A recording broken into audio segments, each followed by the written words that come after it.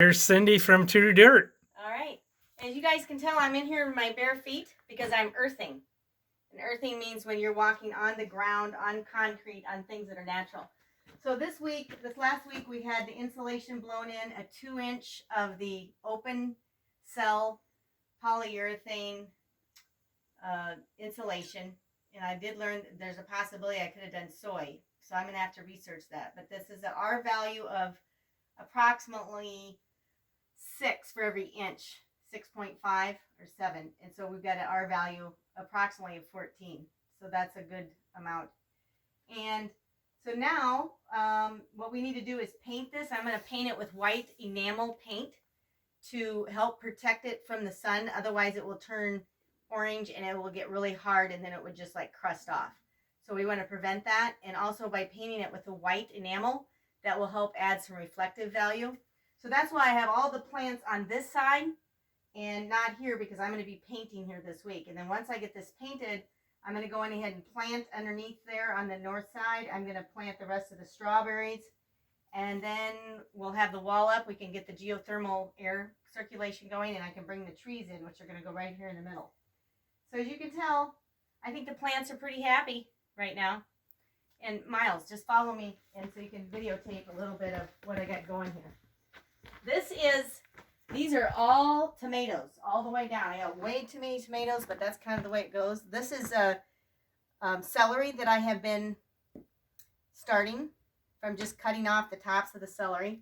Now, keep in mind that these plants have been moved like 5 times. So there's been a lot of stress, but they're kind of my way of, I want to see how they do here compared to over here so I can see where I want to plant my plants. Here's a bunch of peppers.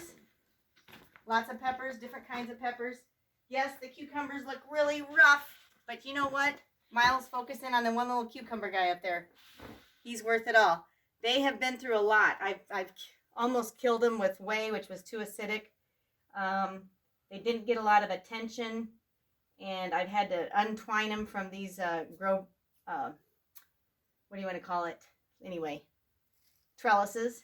So they're going to come around though. Then you can see a whole row of strawberry plants that I have here. So they're doing really good. And then here's the cabbage and the cauliflower. And they got attacked by the worm when we were gone on our trip. But again, I'm just letting them grow. We put diatomaceous, if you see this white stuff, it's diatomaceous earth, but the little worm was on the back side. And so I should have had the gal that was taking care of them put some neem oil or at least manually remove the bugs. But they didn't. But that's okay. We're going to be fine. And here's just some beets and some carrots, onions. We got some fennel. Here's the broccoli. Here's the beans. And then down here we have more cucumbers. And we got summer squash and more peppers. And that is it.